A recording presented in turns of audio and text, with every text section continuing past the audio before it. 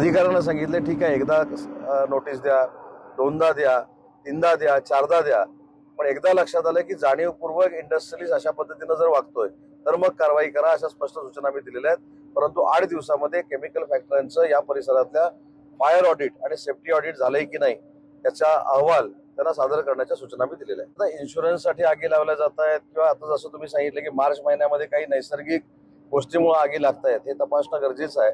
आणि इन्शुरन्ससाठी आगी लावण्याचा प्रकार जर होत असेल तर आहे त्याच्यापेक्षा कडक कारवाई करू. एक तर पहिली गोष्ट अशी आहे की हा शेतकऱ्यांचा आदर ठेवून सांगतो की हा गैरसमज आहे. केमिकल फॅक्टरीला परमिशन देत असताना सुद्धा काही नियम हे पाळावे लागतात. जे रूल्स आहेत, त्यांचे रेग्युलेशन्स आहेत, याच्यामध्येच ती कंपनी चालवावी लागते. त्याच्यामुळे झोन बदलून देण्याचा प्रश्न येत नाही. ज्या कंपन्या आलेल्या आहेत यांच्या मार्फत मानवी वस्तीचं संरक्षण व्हावं, हीच आमची सगळ्यांची भूमिका आहे.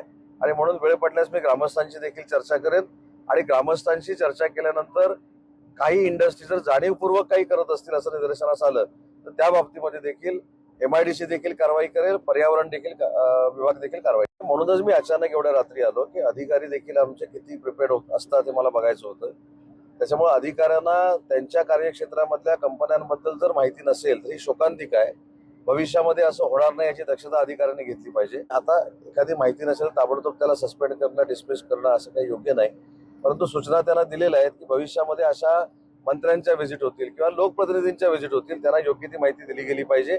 आणि ती माहिती देत असताना पहिली त्यांना पूर्ण माहिती असली पाहिजे. मी नियमामध्ये असं सांगितलं की एंट्रन्सला जर केमिकल फॅक्टरीमध्ये टँकर असेल तर त्या टँकरनं पेट घेतलेला आहे आणि त्या टँकरची आग पसरू नये म्हणून जर फायर ब्रिगेडची गाडी आत घालायची असेल तर ती गाडी जाणार नाही.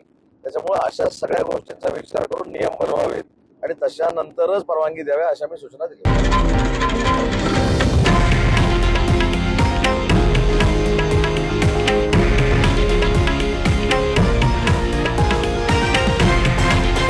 हे आहे देशातील नंबर 1 न्यूज नेटवर्क आणि आपण पाहत आहात TV9 मराठी, एकमेव.